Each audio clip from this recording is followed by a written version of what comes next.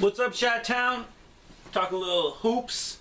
Joakim Noah versus the Wiz. And I'm not talking Khalifa. I'm talking the Washington Wizards. Game has been over with. We won 100-97. It was a tough fought battle.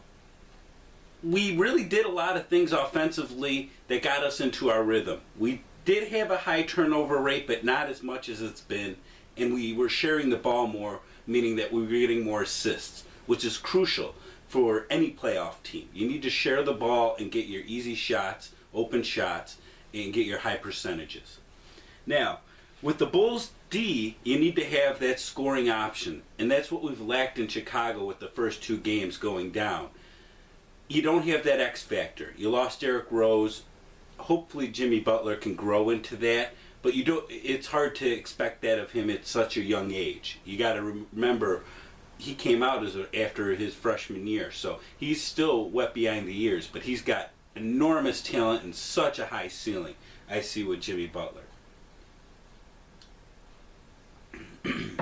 Now, all this talk about Carlos Boozer and being played more in the fourth quarter is just ludicrous, absurd, and I can't find any other words in the dictionary. I probably can, but I would get censored, that describe what Carlos Boozer is and that he cannot be there in the fourth quarter.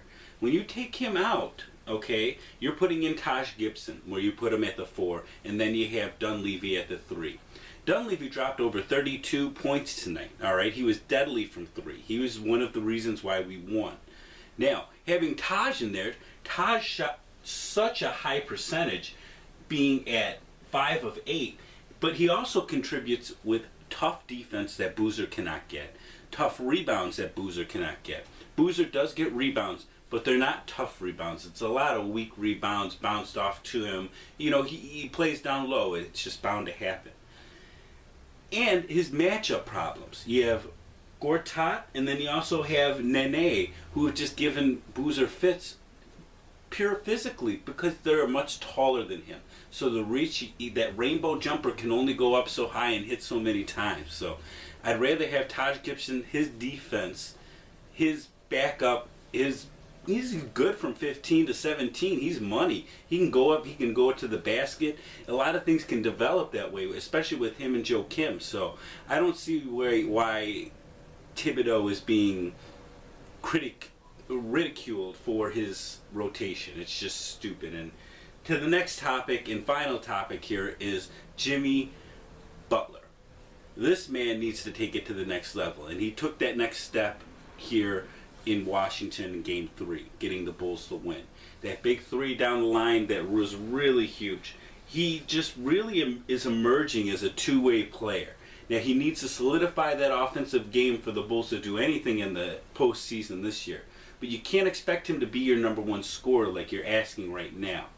You know, with just the makeup of this guy, at 6'7", 220, he's so young and raw. I mean, at 24, he has limited basketball experience and on his knees as well, too. So it's only sky's the limit for this kid. And the way he took that 3 at the end of the game with no hesitation will really show, I think, going forward here in the playoffs, getting us here into the second round and getting through this BS that is called the Washington Wizards. Because Jonathan Wall, Bradley Beal, their front line, they're good players, but Tom Thibodeau, our culture, our defense will lock down. And it just, in a 7-game series, I still don't see Washington beating the Chicago Bulls, even being down 0-2 at first. So thanks for joining Jay Small, Cerebral Sports Chicago. Google us up.